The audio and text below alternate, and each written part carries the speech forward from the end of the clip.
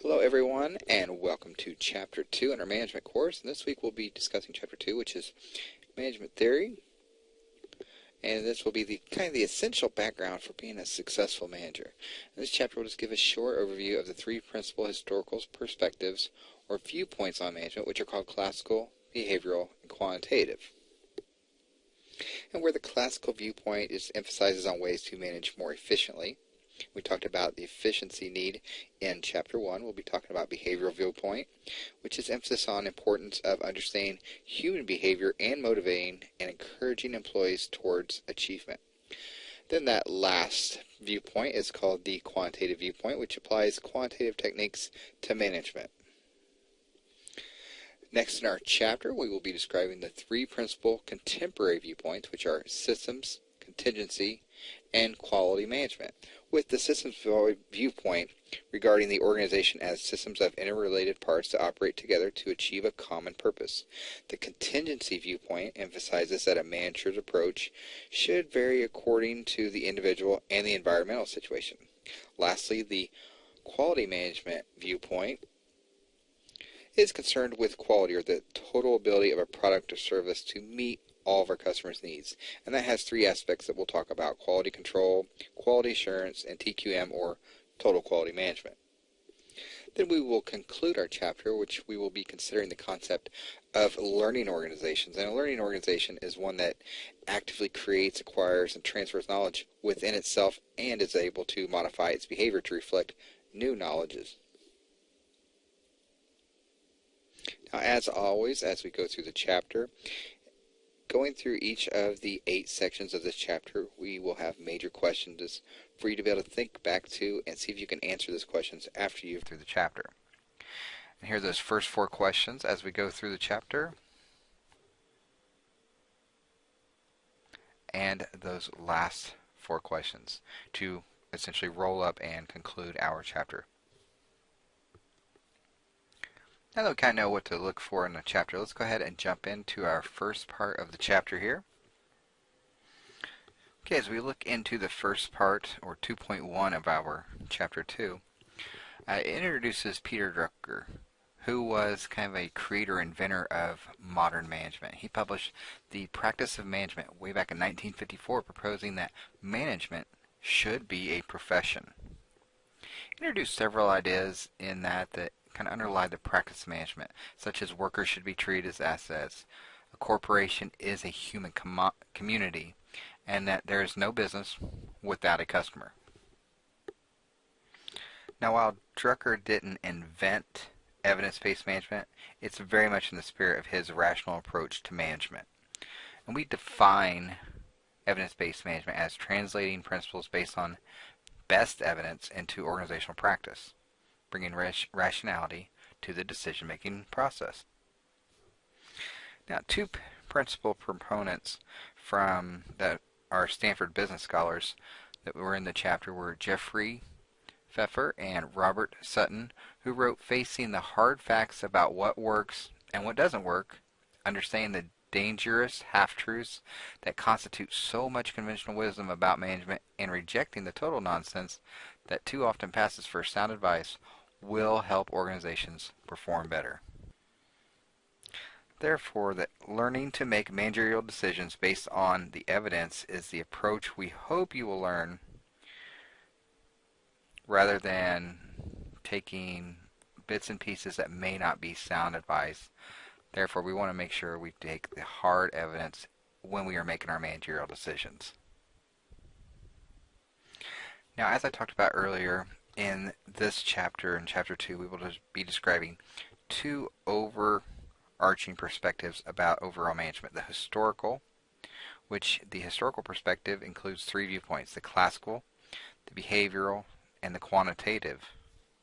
And then we also talk about the contemporary perspective, which includes 3 viewpoints: the systems, contingency, and quality management.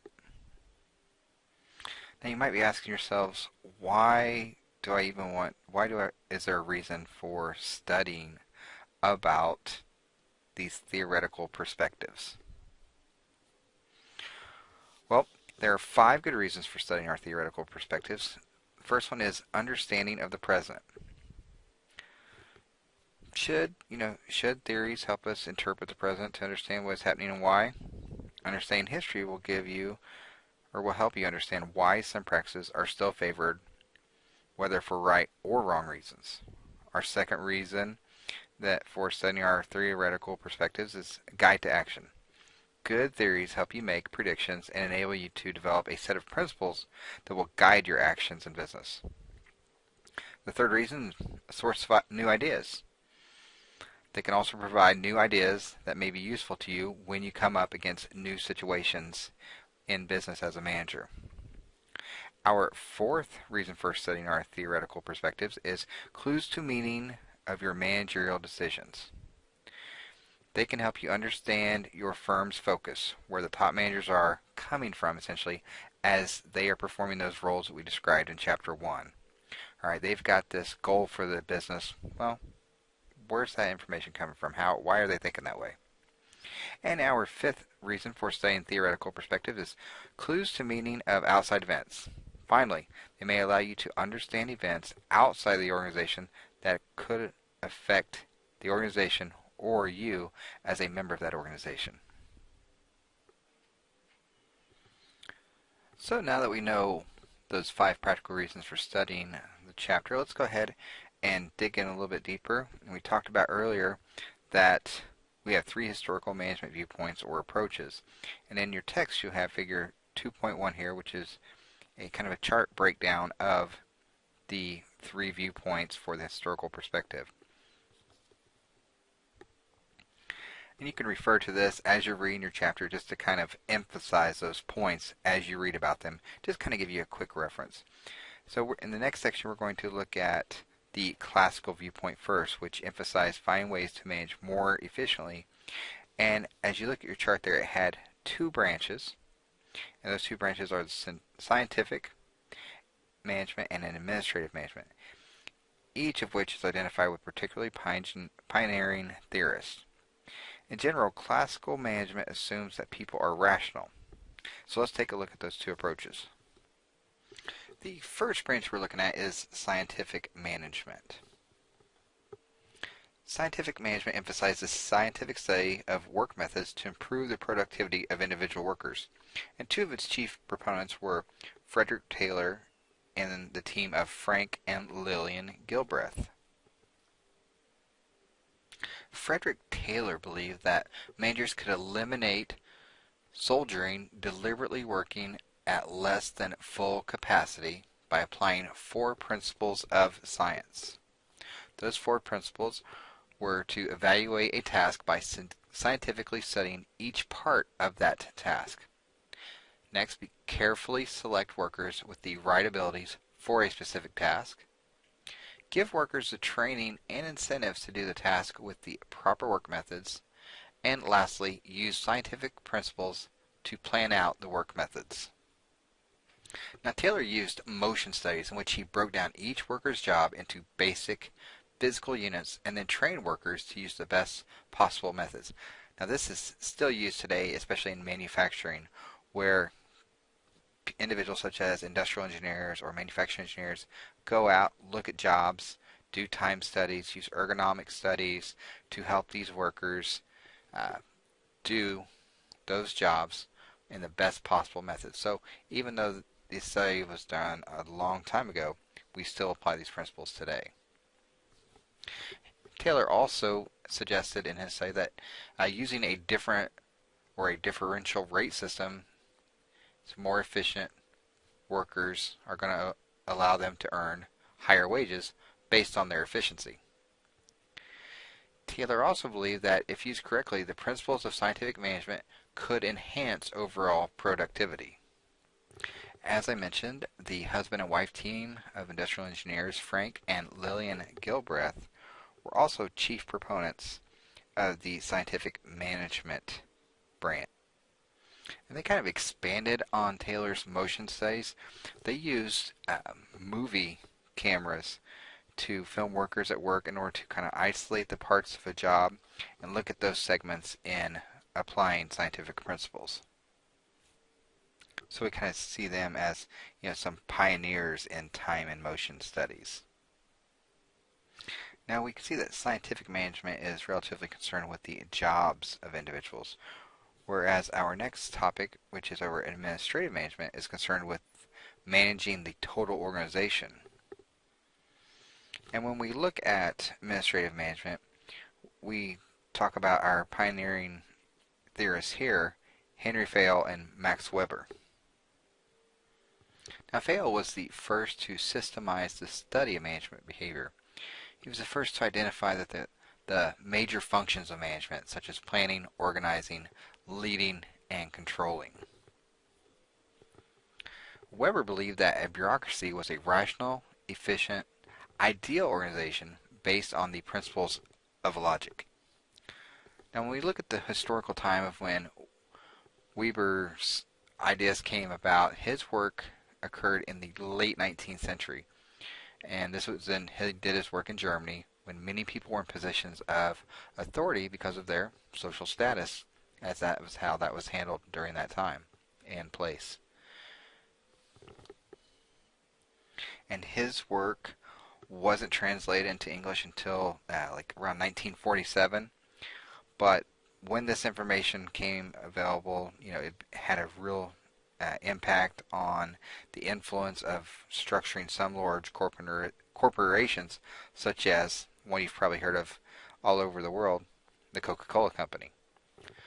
And in his studies, he found that a better performing organization should have 5 positive bureaucratic features: a well-defined hierarchy of authority, formal rules and procedures need to be in place, there needs to be a clear division of labor, and in this clear division of labor, parts of a complex job should be handled by specialists.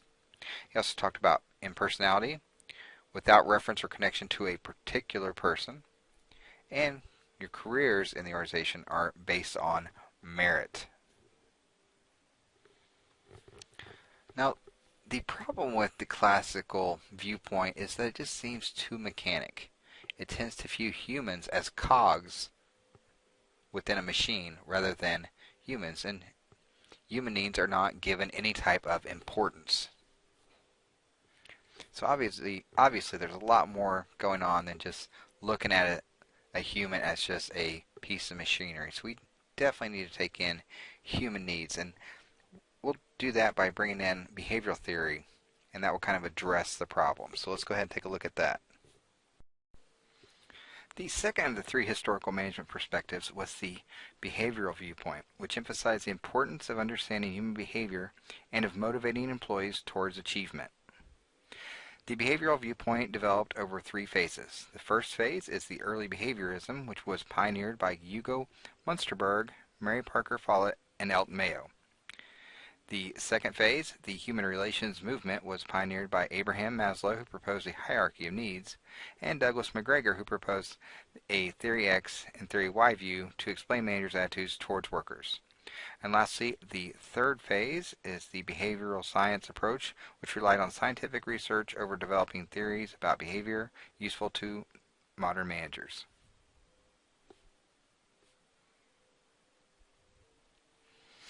Now, as I stated, early behaviorism had 3 pioneers. Hugo Munsterberg suggested that psychologists could contribute to industry by studying jobs, identifying the psychological conditions for employees to do their best work. Now, our second pioneer, Mary Parker Follett, thought organizations should be democratic, with employees and managers working together. And the third pioneer, Elton Mayo, hypothesized a so-called Hawthorne effect, which suggested that employees work harder if they received added attention from their managers, and if they thought that managers cared about their welfare and that supervisors paid special attention to them as their employee. In our second phase here, we talk about the human relations movement, which suggested that better human relations could increase overall worker productivity. So the pioneers that were involved here with human relations were Abraham Maslow, who proposed a hierarchy of human needs.